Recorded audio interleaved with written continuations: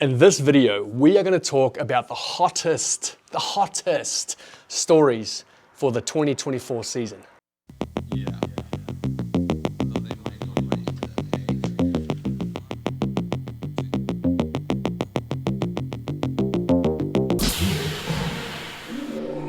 Brand new addition to the home gym is the Revel 4-man sauna. Takes up a bit of space in here, but it's so worth it. I've been jumping in here most mornings. I'm going to say 4, maybe 5 times a week for 25 minutes, and then just straight to the ice bath for a 3-minute ice bath. I'm currently sitting at 4 degrees Celsius. I've worked my way down and I'm loving it.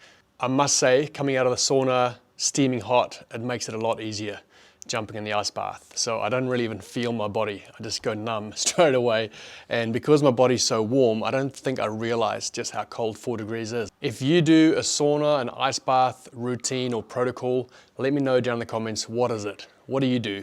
Because that's what I do 4 to 5 times a week, 25 minutes in the sauna, 3 minutes in the ice bath. What is up, you sexy beasts? Welcome back to another video. My name is Wykie, and this video is made possible by my friends at Wattproof, the Wattproof app. It is the only fitness app you will need. You can record your workouts, film them, time them, work on your mobility, work on your own technique, find a fitness program that suits your needs. It's got everything in it. So check out the Wattproof app, download it, and give it a go today.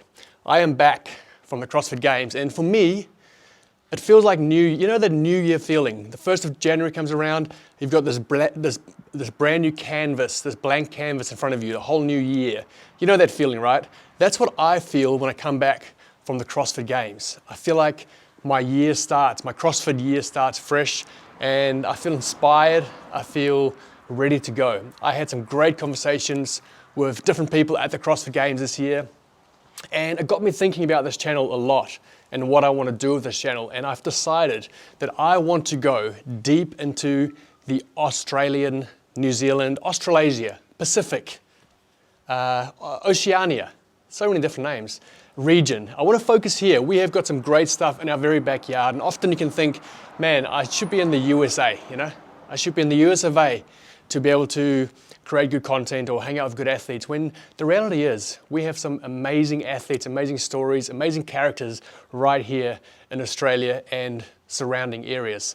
So, you know, the Torium Pro, correct me if I'm wrong, but outside of the CrossFit Games, I feel like the Torium Pro is the most talked about or most sought after competition of the year, you know? Maybe Wodapalooza, but I feel like Torium maybe even outdoes that. I don't know. So we've got the Torium Pro, and then we've got the Down Under Championships coming up in December, which is just going from strength to strength as well. So great events, great athletes, great stories, and I want to focus here. You know, there's some great creators doing some awesome things in other parts of the world, and I want to focus on our people right here. So that's what I want to focus on this year, is highlighting our athletes right here in Australia and the surrounding areas, I should keep saying. I don't want to upset my Kiwi and my Islander people, you know. So yeah, we're going to travel around, see all the different athletes that we know well, you know, the OGs, but also some up and coming athletes that are on the cusp of perhaps making it. So I'm pumped, man. I'm so pumped. I've spent the last week editing the video for the HWPO Fraser channel. So that, I believe, is being posted next week sometime. It is good, man. This year I had some amazing access behind the scenes. Basically, we had unlimited access of where we could go with the athletes and the coaches. And so I think the footage that is going to come out is going to be one of a kind, in the sense that I don't think anyone has filmed Matt coaching at the CrossFit Games the way I did this year. So it's going to be very special content. The man is honestly a genius. He really is. Like, just the practical advice that he brings to his athletes. You know, having been there, having had so much success in the space, he's such a invested and passionate coach, but the advice and the tips are just like, they're not like airy-fairy up in the sky type of stuff, you know. It's just like practical stuff that just works, you know. So I'm excited for you to see that vlog of Matt coaching Kat through the CrossFit Games week. Okay, let's talk about the 2024 CrossFit Games season and the main stories that I have kind of identified. And I want to hear from you if there are any things that I've missed, anything that you are looking forward to seeing play out. Every year as the sport of CrossFit ages and deepens its history, I feel like the stories become more and more compelling. You know, there was a time where Tia-Clair was the second fittest woman on earth, and then she won the CrossFit Games. And little did we know that she would win 5 more after that and become a 6 times champion. There was a time where Annie Thorisdottir had a baby and we wondered whether she would come back, and then she stood on the podium at the CrossFit Games again a few years later. There's so many things that are just getting deeper and deeper. It feels like yesterday that the young phenoms like Mel O'Brien and Emma Carey and Dallin Pepper broke onto the scene, and now just a few years later we've had Mel on the podium in 2nd place. And so these stories keep unfolding and keep deepening, and I just love it. Ricky Garrard, great example. The whole community holding its breath for 4 years to see if he would come back and be able to compete at a high level again. Came back, podiumed, and then the next year injured. And so these years just kind of stack up and the history become richer. And so today I wanted to talk about the main stories that I am kind of keeping my eye on, or I can imagine unfolding over the next 12 months. So come in close, Come in a bit closer and let's talk about this. Okay, firstly, where is the CrossFit Games being held in 2024? That is the biggest question. And I think there was talk of them letting us know pretty soon after the CrossFit Games. So holding my breath for that, but I have heard whispers that we're looking at Texas, maybe Fort Worth, Dallas area. So we'll see if that has any truth to it. And then Tia-Clair Toomey. Is she coming back after having a baby? Cara Saunders, is she coming back after having a baby? And if they do, how will they perform? And what does that mean for the Oceania region? Will those two come back and take the number 1 and 2 spots again? And what does that mean for the likes of Ellie Turner, Jamie Simmons, Caitlin Van Zale, Maddie Sturt, Emily DeRoy, Georgia Pryor, Gracie Walton? There's so many great athletes that have either just made it in or are on the cusp of making it to the CrossFit Games. And what does it mean for our region when those 2 girls come back? Do we stay at 3 qualifying spots, or do we get 5? I don't know. I'm not sure where we're at with the world rankings and the numbers for our region at the moment, but that is a story that I am very interested to see play out. Will Cara and Tia come back, and how will they perform after having their babies? First baby for Tia, second baby for Cara. Obviously we've seen some mums with great success at the games. Ariel Lowen, absolute savage. Podium finisher this year at the Games. Annie Thorisdottir. We've seen it being done, so that'll be a good story to watch. We have the 2 youngsters, Mel O'Brien and Hayley Adams, I assume returning to competition, or are they? That's another story to watch. Are they returning? And again, if they do, where are they going to fall? How fast is the sport moving? If someone takes a year off, how detrimental or how beneficial is that? It's so hard to know whether a year off is going to be a positive thing or a negative thing for an athlete, right?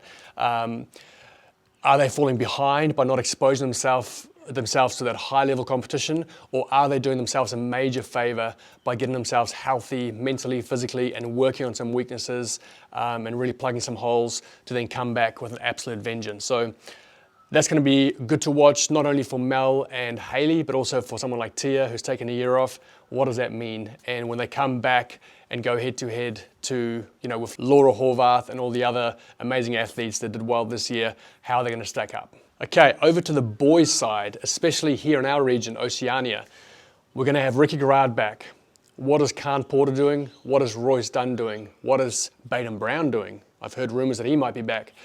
And again, if all those legends come back, all those CrossFit Games athletes come back, again, what does that mean for the Bailey Martins, the Jake Douglases, the Peter Ellises, and again, the guys who have made it this year and the guys who are just on the bubble? What does that mean when these guys come back? And if they do, I don't know if any of those guys are coming back, but I assume Ricky's coming back, and I have heard that Baden's back. I'm not sure about Khan and Royce.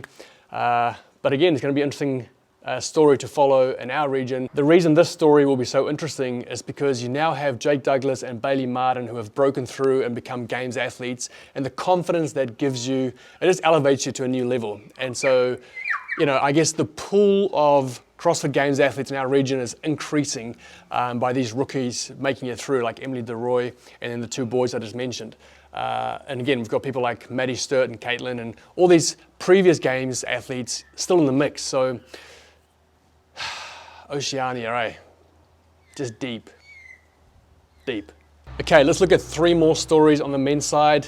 We can't not talk about Justin Medeiros, 2-time champion, back-to-back this year, outside of the top 10. What's going to happen with Justin? Is that the end of him? Are we going to see any more of him? Will he come back and win again or podium again? Was this year just an off year for him? Did he get concussed in that, those 2 falls in the bike race? Who knows? But that's definitely going to be something to watch. And I guess even the competitions coming up, like Rogue, will be a bit of a tell, whether it's whether there's a trend or whether the games was just an off week, which is so easy. It can so easily happen for an athlete to have an off week. That's all they've got is this one. These 4 days of the CrossFit Games that's it. That's where they show us what they've got from the whole year's work. And so it's not uncommon for people to have off weeks. We all have those weeks where we just don't feel ourselves, we don't perform as well. And why can't that be the Games week for an athlete? So it could well have been that is all it was for Justin. He comes back next year and he's right back up there. So that's going to be another story to watch. Okay, let's talk Masters athletes. Sam Dancer, he won the 35 to 40-year-old division this year. And at the end of the weekend, he said that he was going to go back to the open division next year. He's not going to compete as a master. He's going to take on the young fellas again. So how will Sam Dancer stack up to our field? That's a great story, a great question to ask. And then Mr. Rich Froning. Mr. Rich Froning has mentioned that he likes the idea of perhaps winning the CrossFit Games in every Masters division. I've heard him say that perhaps he just comes back once every 5 years and just wins each of the Masters division. So, he's had a year off now from team. Will he come back and try and win that 35 to 40-year-old division? Or is he done? Is he done with competition? So those are some of the main stories that have been, just rolling around in my head post CrossFit Games. So I'm sure there's many more great and interesting stories across the different divisions. So if you know of any of those, or there's any storylines that you are following or are interested in, drop them down below. I'd love to see them. My tribe, stay sexy, keep roaring love, and it feels good to be back. Thanks for watching. If you're still here, thanks for watching. That really means a lot, Okay. How do you finish his videos again? You're waiting for a kiss from me, aren't you? You're waiting for this one. Mwah.